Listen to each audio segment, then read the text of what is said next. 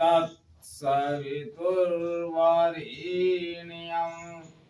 भर्गो देवस्य धीमहि धियो यो नः प्रचोदयात्। उस प्राण स्वरूप, दुख नाशक, सुख स्वरूप, श्रेष्ठ, तेजस्वी, पाप नाशक, देव स्वरूप परमात्मा को हम अपनी अंतरात्मा में धारण कर रहे हैं। वह परमात्मा हमारी बुद्धि, वाणी तथा कर्मों को कल्याणकारी मार्ग पर प्रेरित करे। एवं परम पूजनीय जगत माता गायत्री को मैं अपने हृदय से कोटि कोटि वंदन करता हूँ, नमन करता हूँ। परम पूजनीय गोस्वामी तुलसीदास द्वारा रचित श्री रामचरितमानस महाकाव्य का ये 60वां भाग आप लोगों के समक्ष प्रस्तुत कर रहा हूं। आप लोग इसका श्रवण करें। श्री रामचंद्र जी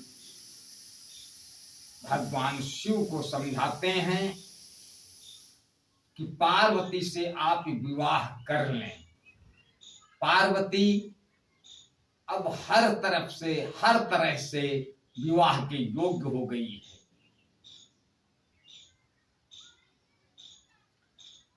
अब बिनती मम सुनहु शिव, जो मो पर निज नेहु, जाई विवाह शैल जही, या मोहि मांगे देहु।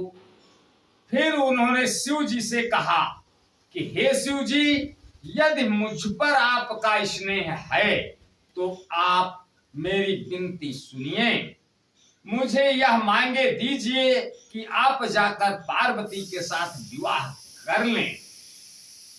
कहा शिव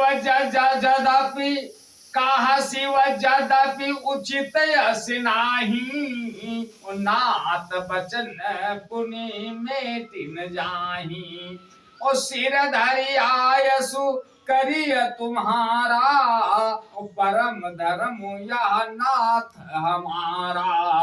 शिव जी ने कहा यद्यपि ऐसा उचित नहीं है, परंतु स्वामी की बात भी मेटी नहीं जा सकती। हे नाथ, मेरा यही परम धर्म है कि आपकी आज्ञा को सिर पर रखकर उसका पालन करूं। मातु पिता गुरु प्रभु कै बानी, और बिनहि विचार करिय शुभ जानी। और तुम सब भांति परम हितकारी, आज्ञा सिर पर नाथ तुम्हारी। माता पिता गुरु और स्वामी को की बात को बिना ही विचारे प्रभु समझकर करना मानना चाहिए। फिर आप तो सब प्रकार से मेरे परम हितकारी हैं। हे नाथ, आपकी आज्ञा मेरे सिर पर है। प्रभु तो से सुनि शंकर बचना, ओ भक्ति विवेक धर्म जुत रचना। ओ कहा प्रभु हर तुम्हारे पन रहो, अब उर राख्यो जो हम कहो। शिव जी की भक्ति, ज्ञान, धर्म से युक्त वचन रचना सुनकर प्रभु श्री रामचंद्र जी संतुष्ट हो गए। प्रभु ने कहा, हे हर, आपकी प्रतिज्ञा पूरी हो गई। अब हमने जो कहा है उसे हृदय में रखना।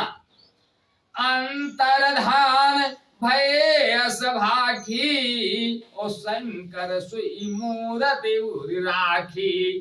तब ही सप्तऋषि शिव पही आए, ओ बोले प्रभुवती बचन सुना सुहाए। इस प्रकार कहकर श्री रामचंद्र जी अंतर्धान हो गए। शिव जी ने उनकी वह मूर्ति अपने हृदय में रख ली। उसी समय सप्त ऋषि शिव जी के पास आए। प्रभु महादेव जी ने उनसे अत्यंत सुहावने वचन कहे।